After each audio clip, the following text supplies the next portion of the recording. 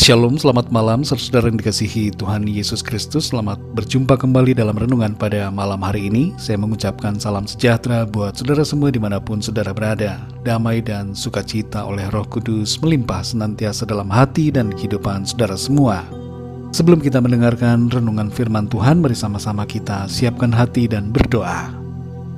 Bapa kami yang di sorga, Bapa dalam nama Tuhan Yesus Kristus, Bapa yang sungguh sangat baik, kami mengucap syukur untuk segala berkat kemurahan Tuhan, pimpinan dan penyertaan Tuhan yang Tuhan nyatakan dalam kehidupan kami di sepanjang hari ini.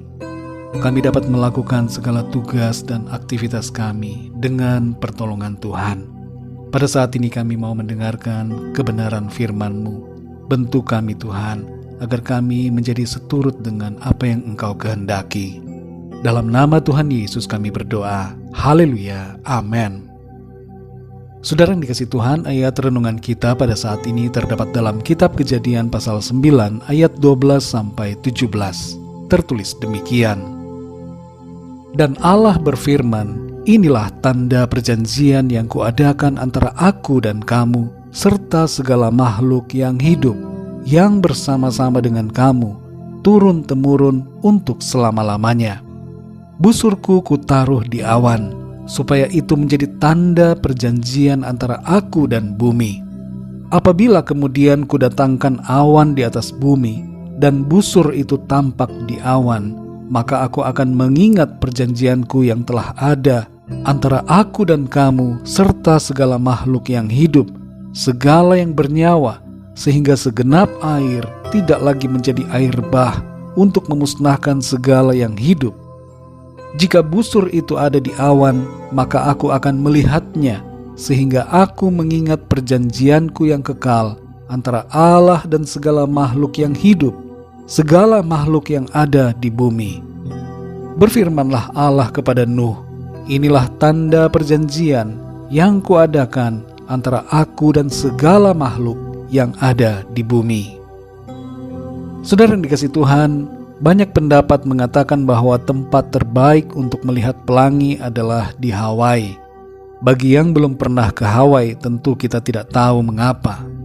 Kalau ada di antara saudara yang pernah melihat pelangi di Hawaii, tentu saudara segera bisa setuju atau tidak setuju dengan pendapat ini.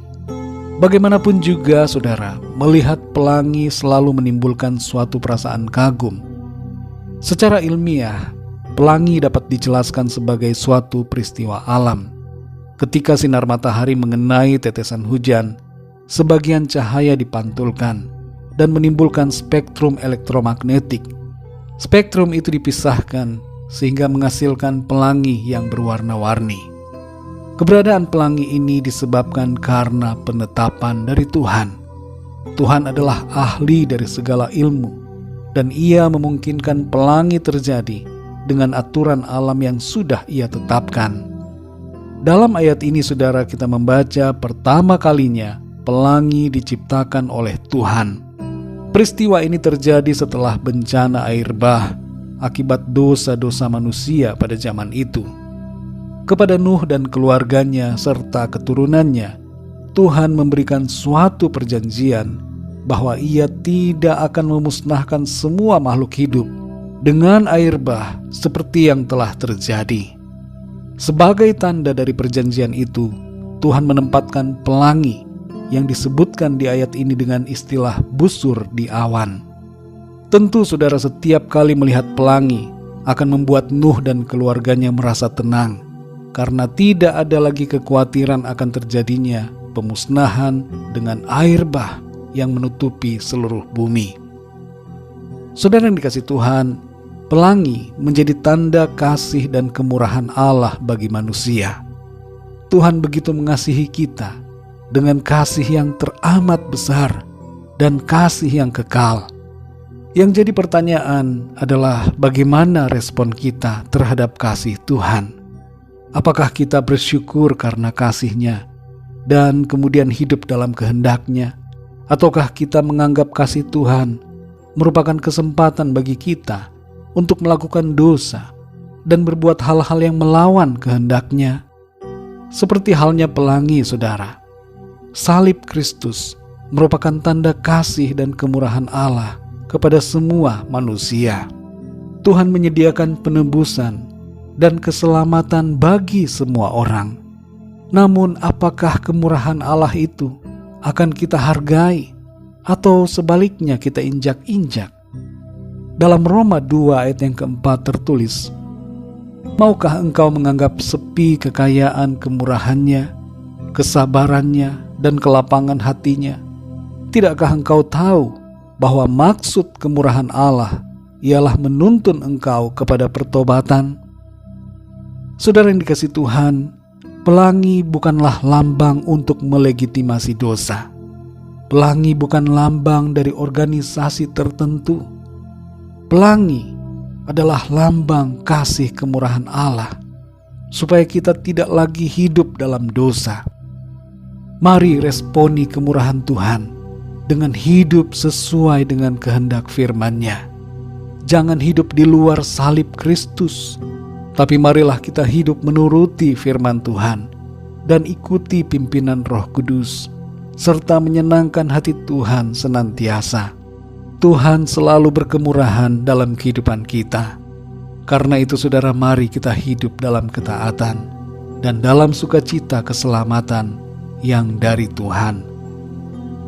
Mari kita berdoa saudara.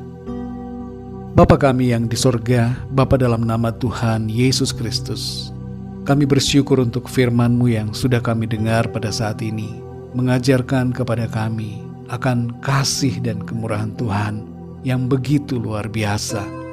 Engkau memberikan suatu tanda di langit, pelangi yang menjadi tanda akan kasih dan kemurahan-Mu. Engkau tidak lagi menghukum manusia karena dosa-dosa. Engkau tidak mendatangkan air bah seperti zaman Nuh, tapi Engkau memberikan waktu kemurahan bagi setiap orang supaya hidup dalam kebenaran-Mu. Tolong kami ya Tuhan, agar kami meresponi kasih dan kemurahan-Mu dengan cara hidup dalam ketaatan dan bersukacita dalam anugerah keselamatan yang Tuhan berikan kepada kami. Kami mau menghargai kasih dan kemurahan-Mu. Kami tidak mau hidup di luar kasih-Mu Tuhan.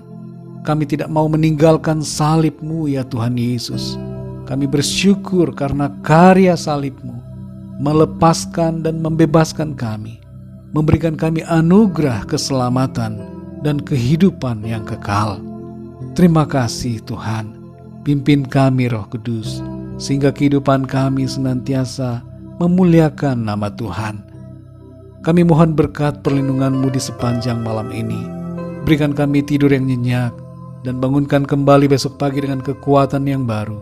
Tubuh yang sehat diberkati Tuhan, untuk kami pakai memuliakan nama Tuhan dalam segala aktivitas kami.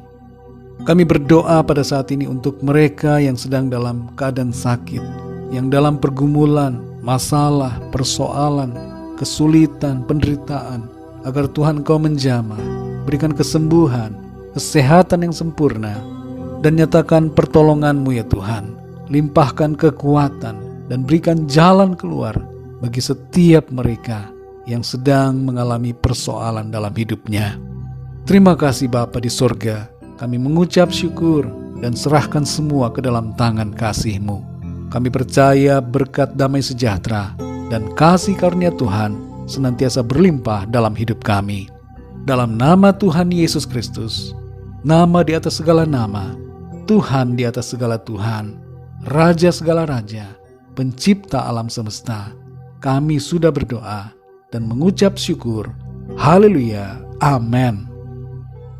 Puji Tuhan, saudara yang dikasihi Tuhan, saya percaya firman Tuhan menjadi berkat dan kekuatan buat saudara semua, dan Roh Kudus akan menolong saudara untuk lebih lagi memahami kebenaran firman Tuhan. Tuhan Yesus memberkati saudara semua. Selamat malam, selamat beristirahat, dan sampai jumpa dalam renungan yang berikutnya. Haleluya.